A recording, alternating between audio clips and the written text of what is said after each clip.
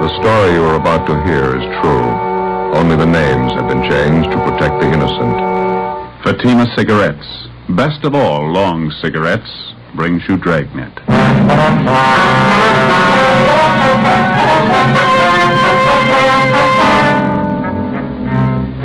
You're a detective sergeant. You're assigned to homicide detail. A wealthy society woman in your city vanishes. 2 months pass before her disappearance is reported to the police. There's suspicion of foul play. Your job? Investigate.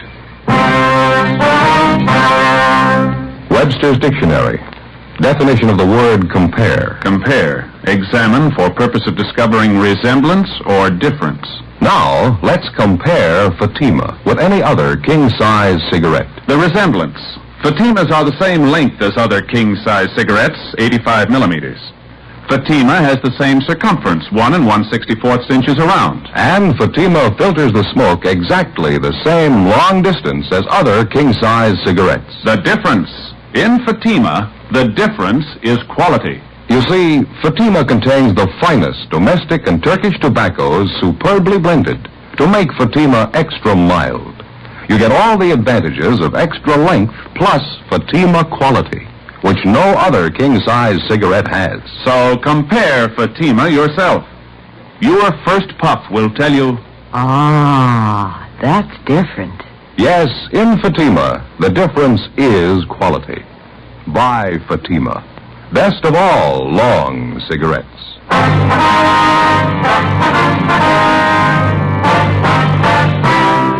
Dragnet, the documented drama of an actual crime. For the next 30 minutes, in cooperation with the Los Angeles Police Department, you will travel step by step on the side of the law through an actual case transcribed from official police files. From beginning to end, from crime to punishment, Dragnet is the story of your police force in action. It was Monday, February 8th. It was foggy in Los Angeles. We were working the day watch out of homicide detail. My partner's Ben Romero. The boss is Thad Brown, chief of detectives. My name's Friday. We were on the way out from the office, and it was 11:23 a.m. when we got to the 9th floor of the medical dental building, room 912. Dr. Marston? Yes, what is it? Police officers, doctor. Like to talk to you. Oh, yes, I'm sorry.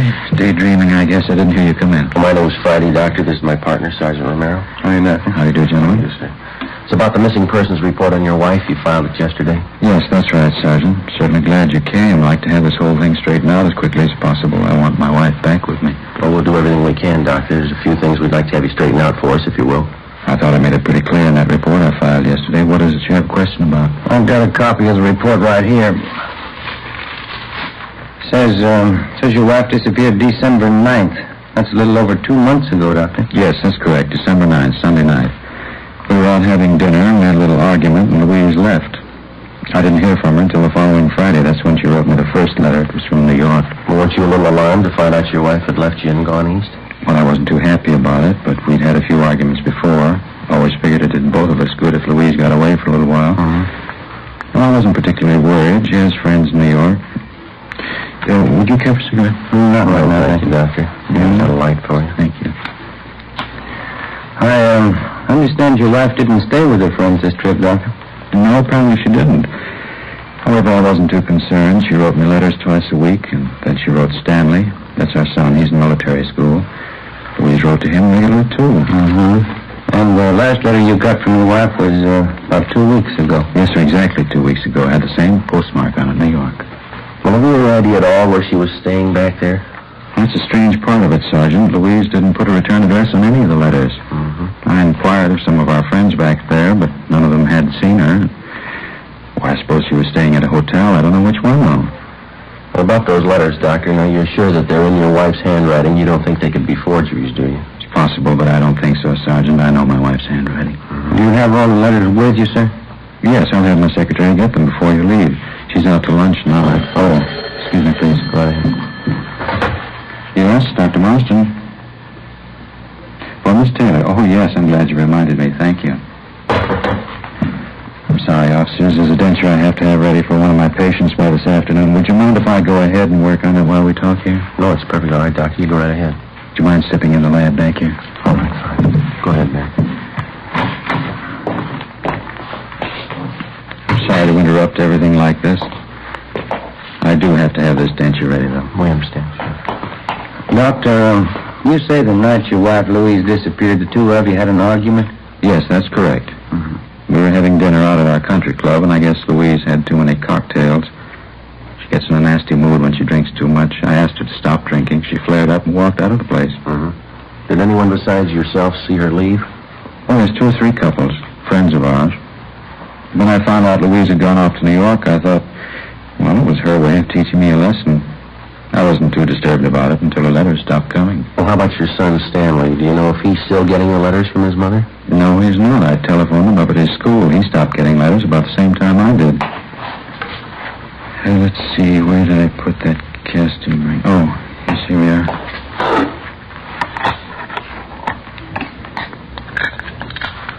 Then, as far as you know, Doctor, no one at all has actually seen your wife since that night at the country club when she walked out and left you. That's correct. As I say, if I hadn't been getting those letters from her every week from New York, I would have called the police in long ago. Would you excuse me, please? Oh, yeah. Quite a bit of oxide in this gold crown I've cast here. A little bit of acid should take care of that. Well, what's your theory on all this, Doctor? Your wife leaves suddenly and she goes to New York. She corresponds with you and your son, and then her letters stop coming. What do you think might have happened? Well, frankly, Sergeant, the whole thing's a terrible family mix-up. Get this crown here out of the acid.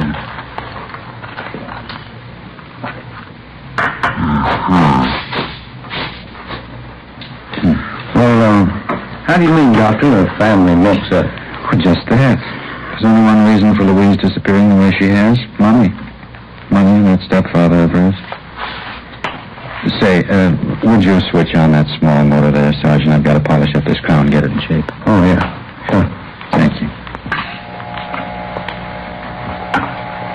Well, what do you mean, Doctor? How does your wife's stepfather fit into all this? Money man. It's about the size of it. I don't know if you're aware of it, but my wife Louise was left a considerable amount of money by her aunt. Well, it was a fortune, as a matter of fact.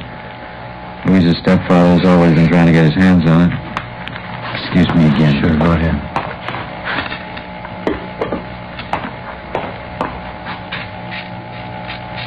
Well, you think your wife's stepfather is responsible for her disappearance, is that right? Oh, I'm not making any direct accusations, Sergeant. But 2 days ago, or 2 days before Louise disappeared, I had $80,000 in bonds signed over to her. Checked around since she's been gone. Haven't been able to locate the bonds anywhere. You think she had the bonds with her when she left? Guess I'm sure of it. Oh, pardon me just a moment. Yes, go ahead.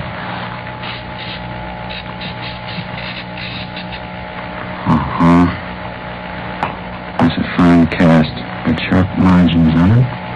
Well, now, the $80,000 worth of bonds, Doctor, do you have any way of proving that you gave those to your wife? Well, certainly. I had my wife signed a receipt for them. You're welcome to check it over if you like. Just how do you think your wife's stepfather figures in there? Is there any indication he might have made a move to get the bonds? Enough to satisfy me, yes. My secretary told me about it. Lenore Dexter, that's the girl in the reception room. Oh, well. The night after my wife left me at the country club, that'd be December 10th, Miss Dexter was at the airport waiting for a friend to arrive on the plane. While she was waiting, she saw my wife and her stepfather cross through the waiting room and go out toward the main gate. Your secretary's sure it was really your wife and her stepfather. Well, that's what she told me. You're certainly welcome to talk to her yourself if you like. Yes, well, besides the bonds, do you know of anything else of value that your wife had with her when she left? No, I don't think so. She had a fur coat on, of course. It's expensive. She was wearing a diamond ring, anniversary gift from me, large, solitaire, worth quite a bit of money. You can get the description from the jeweler. I'll give you his name. All right, Doctor. Your wife's stepfather, we'd like to have his name and address, too. Surely, I'll have my secretary check on both of them right now. All right, fine. Sergeant, you've got to find Louise. I've got to have her back with me. Well, we'll do everything we can, Doctor. We promise you that. I know my wife wouldn't stay away of her own free will, not this long, not at a time like this. How do you mean, sir? Well, let me show you.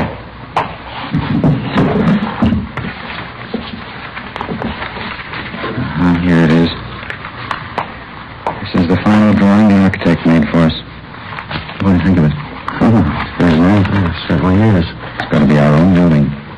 12 stories, finest in the city. Uh-huh. Robert A. Marston Building for professional men.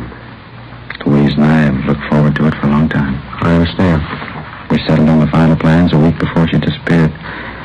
Contractors will start construction in a few weeks now. There's supposed to be a great day in our lives. Laying the cornerstone. Yes, sir, I understand. Great day. Robert A. Marston Building.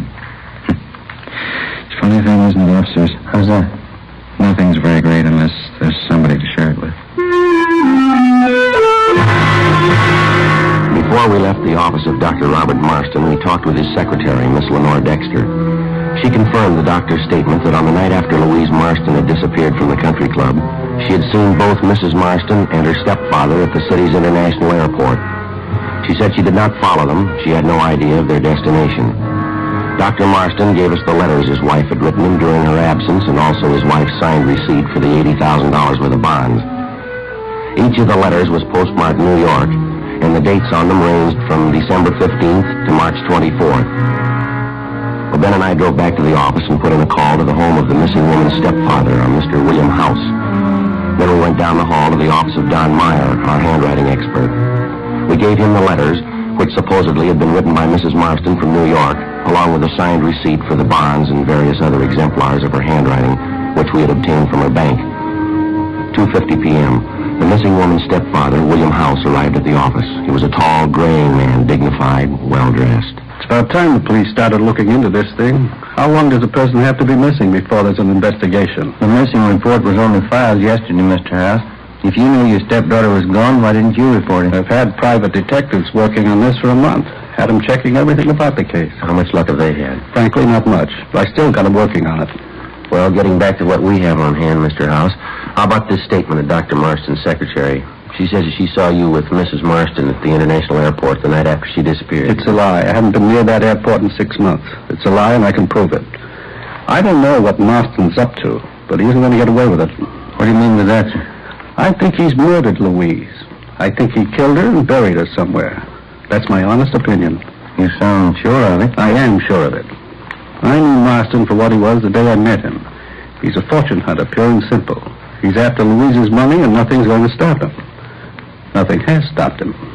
Well, I was under the impression that Dr. Marston was wealthy before he married your stepdaughter. Isn't that right, sir? Certainly not. He was just another poor dentist with a lot of big ideas. All this talk about putting up a building, naming it after himself.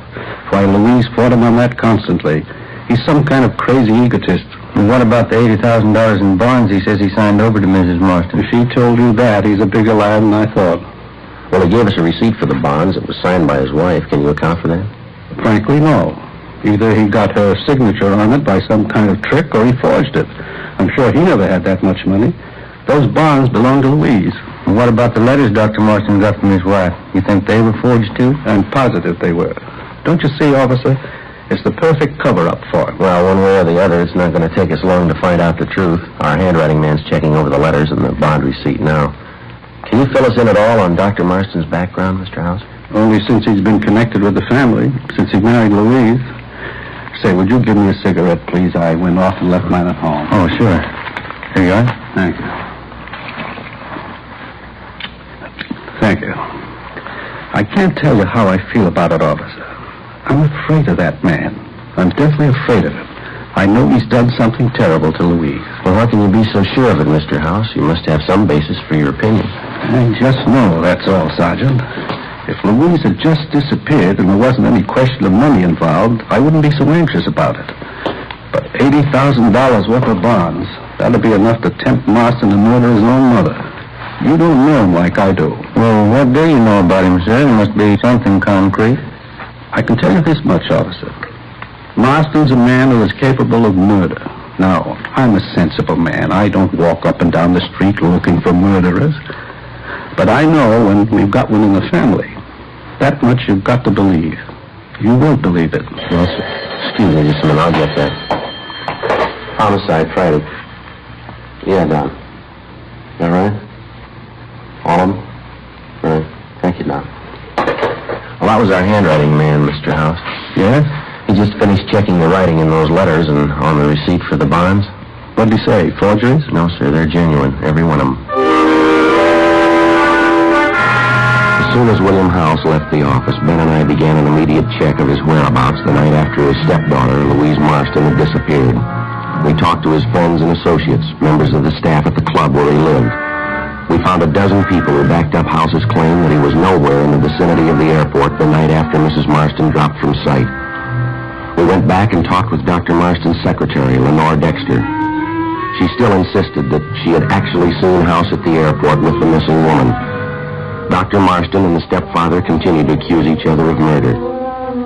At our request, repeated efforts were made by the New York police to locate Mrs. Marston. No luck. We checked and rechecked with the maid at the home of the missing woman.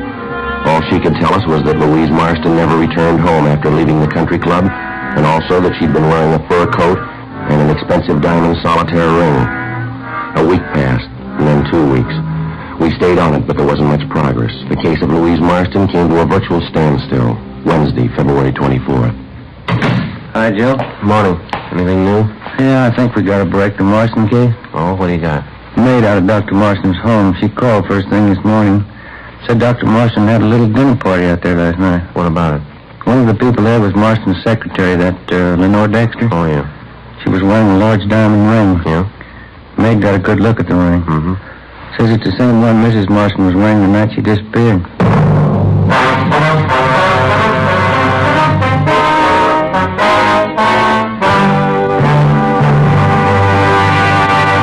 You are listening to Dragnet, authentic cases from official police files. Now let's look at our Fatima files. Listed under B. Borden, Mrs. Clay Borden of Palm Springs in San Francisco. She says, Pleasing, distinctive, and really extra mild. That's the way I'd describe Fatima. It's definitely the best long cigarette. friends, more smokers now insist on Fatima than ever before. Because in Fatima, the difference is quality. Quality of tobaccos. The finest domestic and Turkish varieties, extra mild, superbly blended, to give you a much different, much better flavor and aroma. Quality of manufacture. Smooth, round, perfect cigarettes. Rolled in the finest paper money can buy. Manufactured in the newest and most modern of all cigarette factories. Quality, even to the appearance of the bright, clean gold and yellow package. Remember, Fatima gives you all the advantages of extra length, plus Fatima quality, which no other king-size cigarette has. So if you smoke a king-size cigarette, compare Fatima. You'll find they now cost the same. But your first puff will tell you, Ah, that's different. yes, in Fatima, the difference is quality.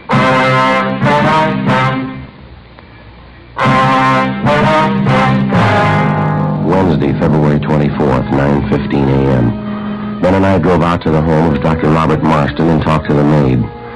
She told us that on the previous evening, the doctor had had a small dinner party and that one of the guests was the doctor's secretary, Lenore Dexter.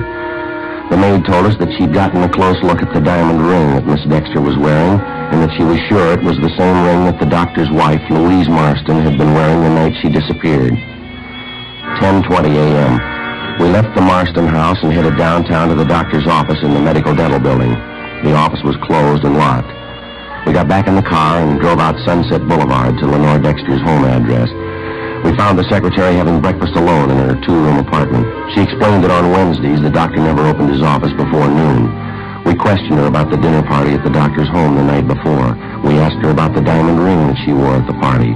She became confused and hesitant. And what about it, Miss Dexter? Was that your diamond ring you were wearing at the dinner party? No, Sergeant, it wasn't. I guess it belongs to Dr. Marston, either him or his wife. Well, did he give it to you as a present? No. You see, I guess the doctor had a few cocktails before dinner. Maybe one too many. He went upstairs and came down with the ring. He insisted I wear it. He was very insistent. I didn't want to make a scene, so I put the ring on. I gave it back to the doctor just before we left the house. My boyfriend was with me at the party. We had a terrible argument over it. He's very jealous. Tell me, Miss Dexter, did Dr. Marston have any special reason for wanting you to wear the ring?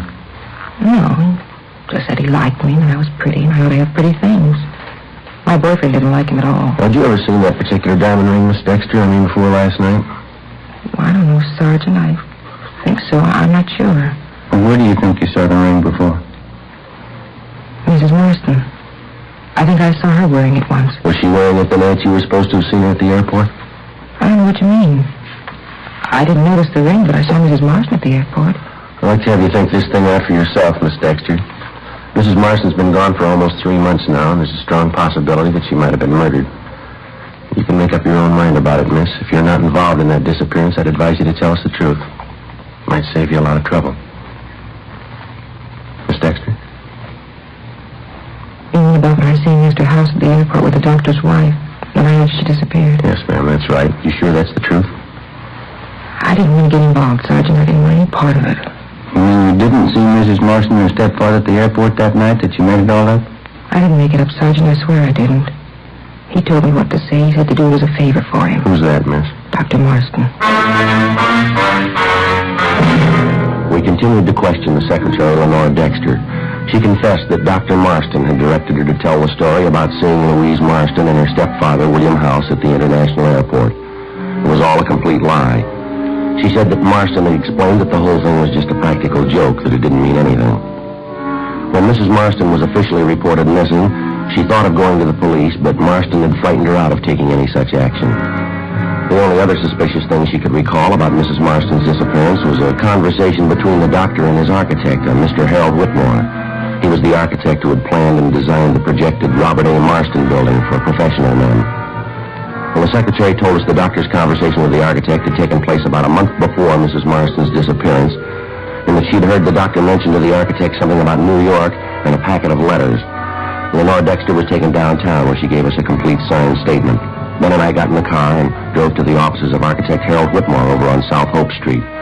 He was a tall, florid-faced man, very cooperative. Yeah, I remember that conversation with Dr. Marston. He gave me a bunch of letters, at least a couple of dozen anyway. They were addressed to the doctor and his little boy Stanley.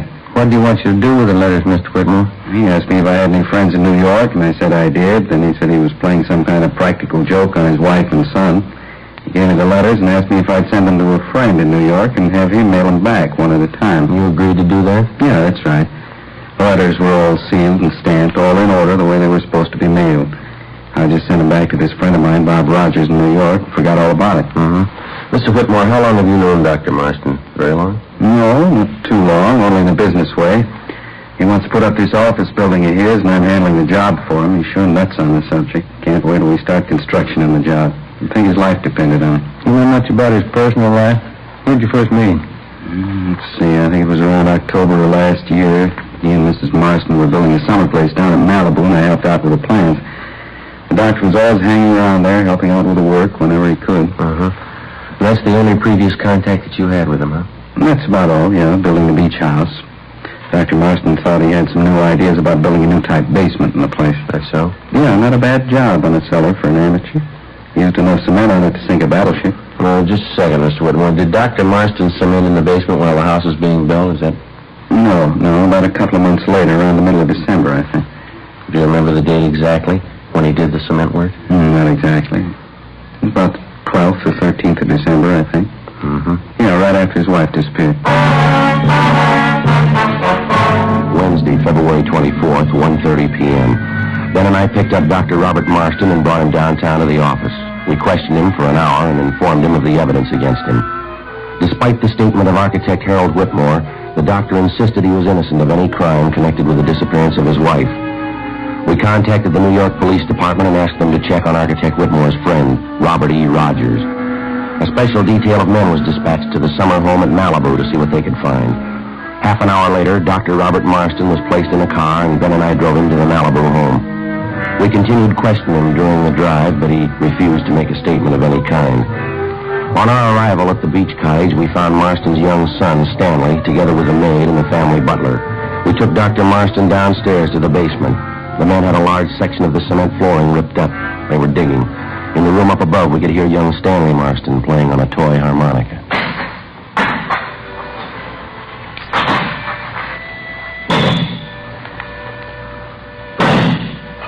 like to know something, Sergeant, just for my information? Yes, sir? Why do you think I'd kill my wife? Why do you think I'd do such a thing? We're not sure yet if you did kill her. And why do you have these men doing this? Digging up the whole basement. Why do you think I killed her? You won't find anything. You might as well tell them to stop now. They won't find anything.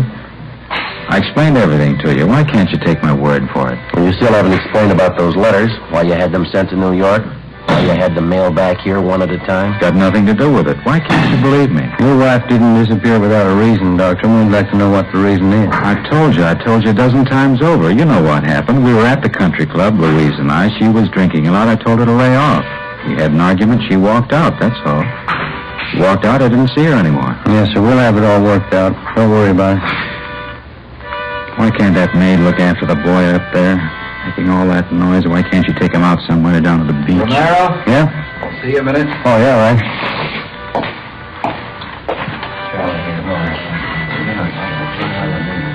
Sergeant, what do you want me to say? What's that? They found her, you know that. Louise, right where I buried her. What do you want me to say? Well, that's up to you. Yes, you wouldn't understand, would you, Sergeant? The only thing I ever wanted in my life. She wouldn't let me have it. The building. Robert A. Marston building. For professional men. You mean your wife wouldn't give you the money for it? That's why you quarreled, is that it? I tried to tell her. Through one fight after another. She didn't know how much it meant to me. And that's why you killed her, huh? I followed her outside the country club that night. Drove her to my office. She was pretty drunk. We pretended she was on a trip to New York. I had her write the letters. Had her sign the receipt for the bonds. Wasn't hard to do. How'd you kill her? Put my hands around her throat. Didn't stop until she was dead. Joe? Yeah, man. We found her. You ready to go, Doctor? All right. It was a dream of a lifetime, Sergeant. I almost had it. The Robert A. Marston building. Finest in the city. Yeah. You want to come upstairs, Doctor? We'll get your coat. You'll try to understand, won't you? I wanted something that'd last. My own building. My name on it. Something you'd remember. Yeah. That's the reason I killed Louise. She didn't want me to have it. My own building. Something that would last. Make the people remember. Well, you made it, Doctor. Why worry? What? You don't need a building. I'll remember you.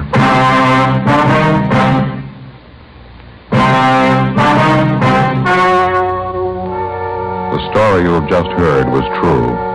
Only the names were changed to protect the innocent. On June 3rd, trial was held in Superior Court, Department 87, City and County of Los Angeles, State of California. In a moment, the results of that trial. And now here is our star, Jack Webb. Thank you. Friends, our latest sales figures indicate that Fatima is undoubtedly the fastest-growing long cigarette in the country. Now, I'm sure you'll agree that there must be a sound reason for Fatima's ever-increasing popularity. Well, to my way of thinking, that reason can be summed up in just two words: Fatima quality. You'll spot it instantly. Fatima gives you all the advantages of extra length plus Fatima quality, which no other king-size cigarette has. So tomorrow, buy a pack of Fatimas and prove to yourself that the difference is quality.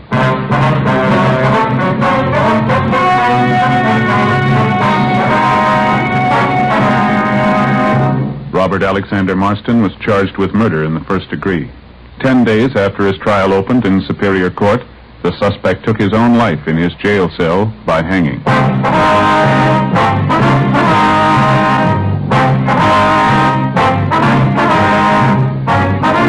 You have just heard Dragnet, a series of authentic cases from official files. Technical advice comes from the Office of Chief of Police W.H. Parker, Los Angeles Police Department. Fatima Cigarettes, best of all long cigarettes, has brought you Dragnet, transcribed from Los Angeles.